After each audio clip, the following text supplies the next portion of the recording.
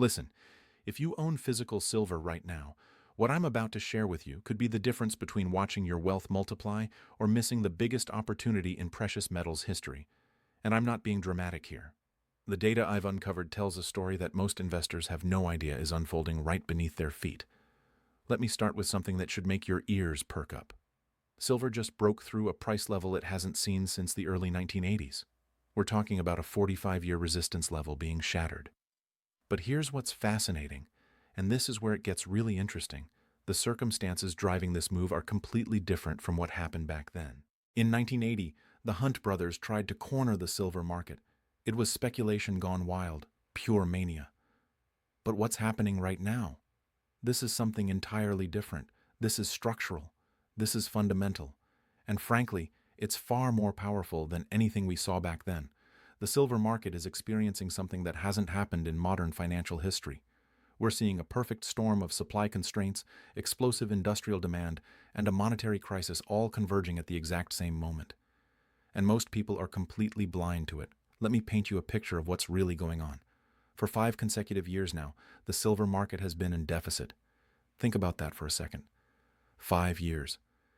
That means for 5 straight years, the world has consumed more silver than it has produced.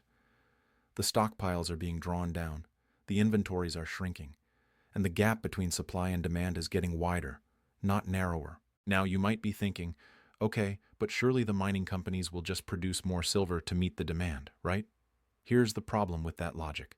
Silver mining doesn't work like turning on a faucet. You can't just decide to produce more silver tomorrow. It takes years to bring new mines online. We're talking about 7 to 10 years from discovery to production. And here's the kicker. There aren't enough new silver deposits being discovered to replace what we're consuming. But let's dig deeper into why this deficit exists, because this is where the story gets really compelling. Industrial demand for silver has exploded. And I'm not talking about a modest increase. I'm talking about a fundamental shift in how the global economy uses silver. Solar panels. Every single solar panel requires silver. It's not optional.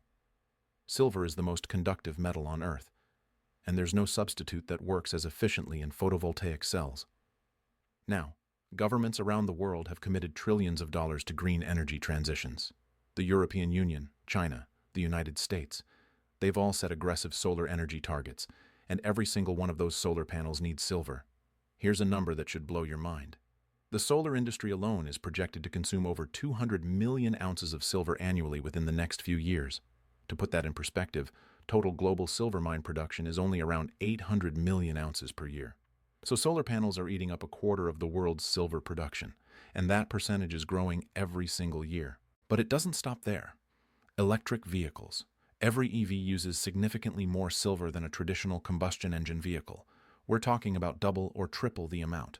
Silver is in the electrical contacts, the circuit boards, the charging infrastructure. As the world transitions to electric vehicles, and make no mistake, that transition is accelerating, the demand for silver is going to skyrocket. And then there's the technology sector. 5G infrastructure, artificial intelligence data centers, advanced electronics. All of these require silver. The AI boom alone is creating unprecedented demand for silver in server farms and computing infrastructure. These facilities need massive amounts of silver for their electrical systems and cooling mechanisms. So you've got this explosive industrial demand on one side. But here's where it gets even more interesting. On the other side, you've got investment demand that's starting to wake up. For years, silver was ignored by investors. Gold got all the attention. But something has shifted. Investors are starting to realize that silver offers something unique. It's both a precious metal and an industrial metal. It has monetary properties like gold, but it also has this massive industrial demand component that gold doesn't have. And the smart money is moving. Central banks, which traditionally only bought gold, are now looking at silver. Institutional investors are allocating to silver. The ETF flows are turning positive after years of outflows. Money is starting to pour into the silver market. Now, here's where this gets really critical for anyone holding physical silver. The paper silver market and the physical silver market are starting to disconnect. And this is something you need to understand because it's absolutely crucial. On the COMEX, the major commodities exchange where silver futures are traded, there's a massive amount of paper silver. These are contracts that represent silver, but most of them never result in actual physical delivery. It's a paper game. Banks and traders buy and sell these contracts, and the price of silver is largely determined by this paper trading. But here's the problem. The amount of paper silver claims far exceeds the amount of physical silver that's actually available for delivery.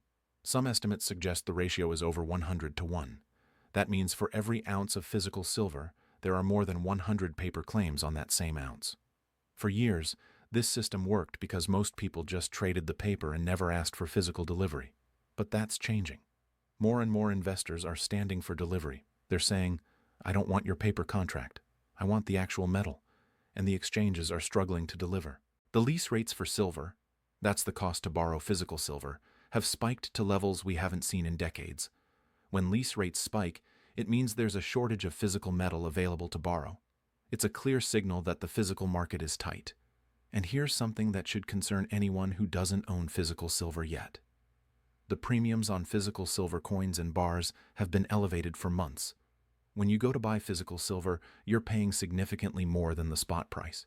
Why? Because there's a shortage of physical product. The mints can't keep up with demand. Dealers are running low on inventory. This is the disconnect I'm talking about. The paper price might say one thing, but the physical market is telling you something completely different. It's telling you that physical silver is scarce and getting scarcer. Now, let me take a quick detour here because this is important for a lot of people watching. If you're sitting on retirement accounts, maybe you've got $100,000 or more in a 401k or IRA, you might want to consider how precious metals fit into your wealth preservation strategy. I put together a free guide on how gold IRAs work, how you can get physical gold into your retirement account without triggering tax penalties. It's in the description below. Worth checking out if that's relevant to your situation. No pressure, just something to be aware of. All right, back to what's happening in the silver market. Because there's another layer to this story that most people aren't talking about, and it has to do with the dollar and the global monetary system. We're watching the slow-motion collapse of dollar dominance. Now, I know that sounds dramatic, but look at what's actually happening. The BRICS nations, Brazil, Russia, India, China, South Africa, are actively working to reduce their dependence on the dollar. They're settling trade in their own currencies. They're building alternative payment systems. They're accumulating gold and silver. China has been on a gold buying spree for months. Their central bank is adding to reserves at a pace we haven't seen before. But here's what's interesting. There are reports that China is also accumulating silver. Not just gold. Silver. Why would they do that? Because silver is money. It always has been. For thousands of years, silver was the primary medium of exchange for ordinary people. Gold was for large transactions and wealth storage, but silver was the everyday money. And in a world where trust in fiat currencies is eroding, silver represents real, tangible value. The historical gold-to-silver ratio, the number of ounces of silver it takes to buy 1 ounce of gold, has averaged around 15 to 1 over the long term. Right now, that ratio is around 70 to 1. That means silver is historically cheap relative to gold. If that ratio were to revert to its historical average, silver would need to either rise dramatically or gold would need to fall significantly. And given everything happening in the world, which scenario seems more likely? Let me give you another angle on this. Throughout history, whenever there's been a major monetary crisis or currency devaluation, silver has been one of the best performing assets. In the 1970s, when inflation was raging and the dollar was losing value, silver went from $1.50 an ounce to $50 an ounce. That's a 33x return. In the 2000s, during the financial crisis and its aftermath, silver went from $4 to $40, another 12x return. We're potentially entering another one of those periods. Inflation is a concern. Government debt levels are at all-time highs. Central banks are trapped between fighting inflation and supporting economies. The conditions are ripe for precious metals to shine. But here's what makes this time different and potentially more explosive than previous silver bull markets. In the past, silver's rise was primarily driven by monetary concerns and investment demand. This time, you've got that same monetary backdrop, but you also have this massive industrial demand component that didn't exist before. The solar industry wasn't consuming 200 million ounces a year in the 1970s. Electric vehicles weren't a thing in 2008. The AI revolution wasn't creating unprecedented demand for data centers. All of these industrial uses are new, and they're structural. They're not going away. In fact, they're accelerating. So you've got investment demand potentially surging as people lose faith in fiat currencies and seek hard assets, and at the same time, you've got industrial demand that's locked in and growing. Both sides of the demand equation are firing at once, and supply can't keep up. Now let's talk about what this means for the price of silver, because this is where it gets really interesting. Some analysts are calling for silver to reach $100 an ounce. Others are saying $150. A few are even suggesting $200 or higher. Are these numbers realistic? Let's think about it logically. If silver were to simply return to its inflation-adjusted high from 1980, we'd be looking at prices well over $100 an ounce. That's just matching the previous peak in real terms. But the fundamentals today are arguably stronger than they were in 1980. In 1980, it was a speculative bubble. This time, it's a supply-demand imbalance driven by real structural factors. The industrial demand is real. The supply deficit is real. The monetary concerns are real. All of these factors are pointing in the same direction. And here's something else to consider. The silver market is tiny compared to other markets. The entire above-ground supply of silver is worth maybe $50 billion. That's nothing in the grand scheme of global finance. For comparison, Apple's market cap is over $3 trillion. The bond market is over $100 trillion. If even a small percentage of global capital decides to flow into silver, the price impact would be enormous. Silver is one of the most volatile metals. It moves fast and it moves hard. When silver starts running, it can double or triple in a matter of months. We saw this in 2020 and 2021 when silver went from $12 to $30 in less than a year. And that was without the kind of supply crisis we're seeing now. But here's the critical question, and this is what you need to be thinking about if you own physical silver. When do you sell? Because at some point, this bull market will peak. Every bull market does. The question is, how do you know when we're there? Here's my take on it. You'll know we're near the top when everyone is talking about silver, when your neighbor is asking you how to buy silver, when mainstream media is running stories about the silver shortage every single day, when premiums on physical silver are 50% or more above spot price, when new silver ETFs are launching left and right, when mining companies are trading at absurd valuations. We're not there yet. Not even close. Most people still don't own any silver. Most investors still think of silver as a secondary metal, less important than gold. The mainstream narrative hasn't shifted yet, and that tells me we're still early in this move. But here's what you need to understand about owning physical silver. It's not just about the price appreciation, although that's certainly part of it. It's about having real, tangible wealth that exists outside the financial system. It's about having something that can't be printed, can't be debased, can't be inflated away. In a world where governments are running unprecedented deficits, where central banks are creating money out of thin air, where the purchasing power of currencies is being systematically destroyed, physical silver represents real value. It's a store of wealth that has stood the test of time for thousands of years. And unlike gold, which is primarily a monetary metal, silver has this dual nature. It's money, but it's also an industrial commodity. That gives it a unique position in the precious metals space. It has the monetary properties that make it valuable as a wealth preservation tool, but it also has the industrial demand that creates a floor under the price. Think about it this way. Even if investment demand for silver were to disappear tomorrow, which it won't, the industrial demand alone would support a significant price. The solar industry needs silver. The EV industry needs silver. The technology sector needs silver. These industries can't function without it, and there's no viable substitute that works as well. So you've got this built-in demand that's not going away. And on top of that, you've got the potential for explosive investment demand as more people wake up to what's happening in the monetary system and the silver market. Now let's talk about the mining side of this equation, because this is another critical piece of the puzzle. Silver mining is in trouble, and I don't mean that lightly. The easy silver has been mined. The high-grade deposits are largely depleted. What's left is lower-grade ore that's more expensive to extract. Mining costs have been rising. Energy costs, labor costs, equipment costs, everything is going up. And the price of silver, until recently, hasn't kept pace with those rising costs. That's squeezed the profit margins of silver miners and discouraged investment in new projects. Here's the problem. If silver prices don't rise significantly, many silver mines become uneconomical to operate.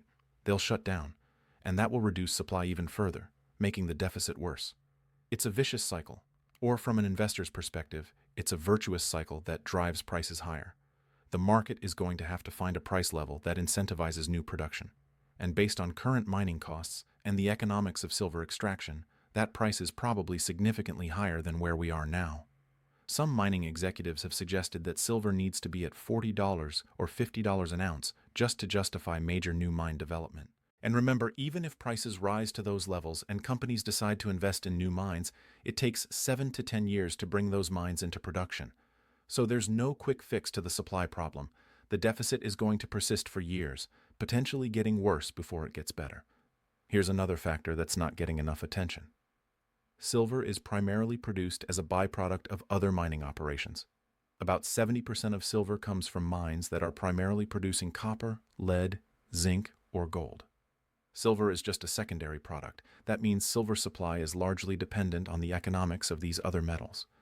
If copper prices fall and copper mines shut down, silver production falls too, even if silver prices are high. The silver market doesn't have full control over its own supply. It's at the mercy of other commodity markets, and that creates additional supply risk that most people don't appreciate. So when you put all of this together, the supply deficit, the explosive industrial demand, the potential for surging investment demand, the mining challenges, the monetary backdrop, you start to see why some very smart investors are extremely bullish on silver right now. But here's what I want you to understand. This isn't about getting rich quick. This isn't about speculation or gambling. This is about recognizing a fundamental shift in the supply-demand dynamics of a critical metal and positioning yourself accordingly. If you own physical silver, you're holding an asset that's becoming increasingly scarce at the exact moment when demand is exploding. You're holding real, tangible wealth in a world where most wealth is just digits on a screen. You're holding something that has intrinsic value, that can't be created out of thin air, that has been recognized as money for millennia. The question isn't whether silver is going higher. The fundamentals almost guarantee that it will. The question is how high and how fast. And that's something nobody can predict with certainty.